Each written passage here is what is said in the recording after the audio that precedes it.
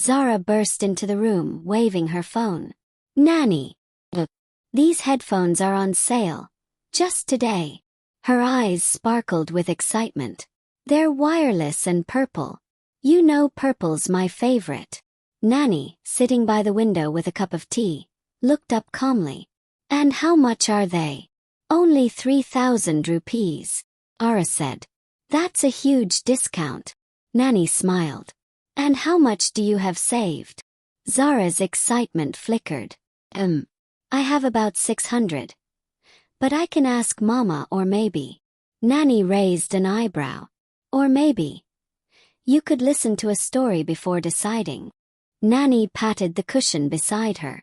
Zara curled up, curious. When I was your age, Nanny began, I once wanted a watch. A beautiful silver one that I saw in the market. Did you buy it? Zara asked quickly. I had no money. My family couldn't afford luxuries. But I didn't forget that watch. What did you do? I asked Amma if I could work for it. She gave me tasks. Chopping vegetables, helping in the shop, sewing simple clothes. For every little job, she gave me 2 rupees. Zara blinked.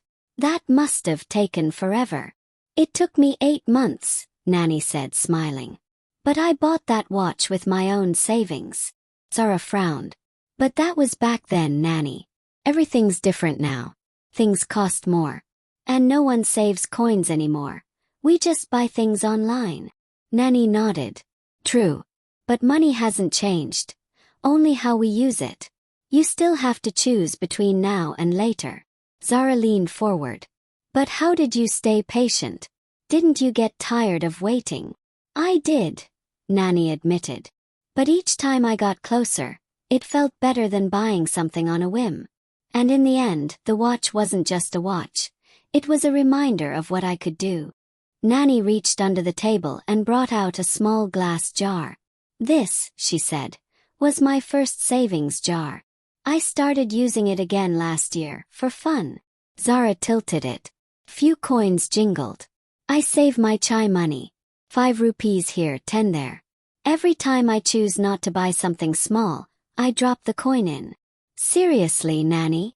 What could this possibly buy now? Zara teased. Last month, I took your grandfather out for kulfi with it, she said proudly. That joy tasted better than anything bought on a card. Zara bit her lip. Okay, what if I start saving? But it'll take me months to reach 3,000. And what if in 2 weeks you stop trying? Nanny asked gently. Zara looked embarrassed. That has happened.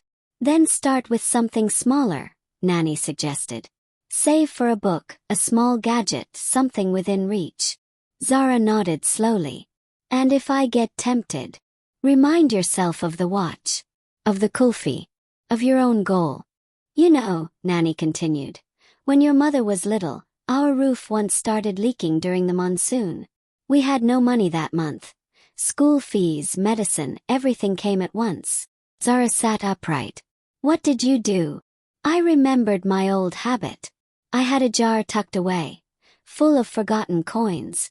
I opened it, counted it. 3,200 rupees. Enough to call a repairman. Zara's eyes widened. So saving actually saved you. Nanny chuckled. Exactly. That's why they call it saving for a rainy day. The next morning, Zara placed an old jam jar on her desk. She labeled it with a sticky note. Zara's Headphones Fund.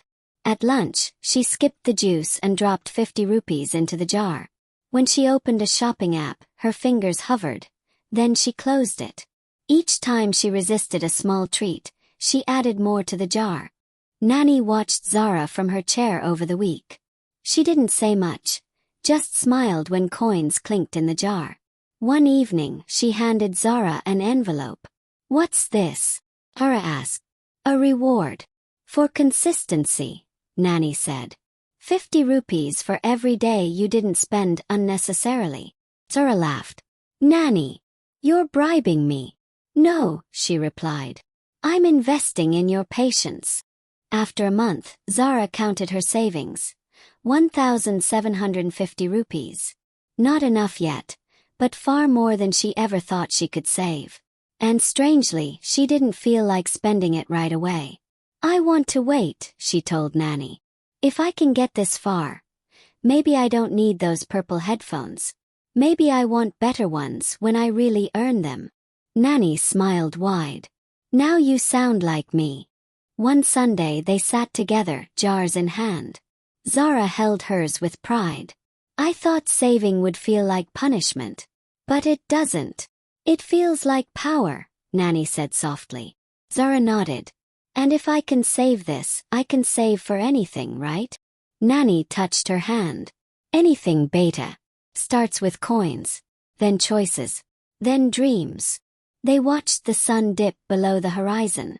2 generations, tied by patience, linked by coins and grown by effort.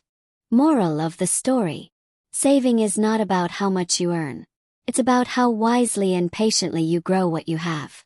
With consistency and purpose, even small steps can lead to big victories.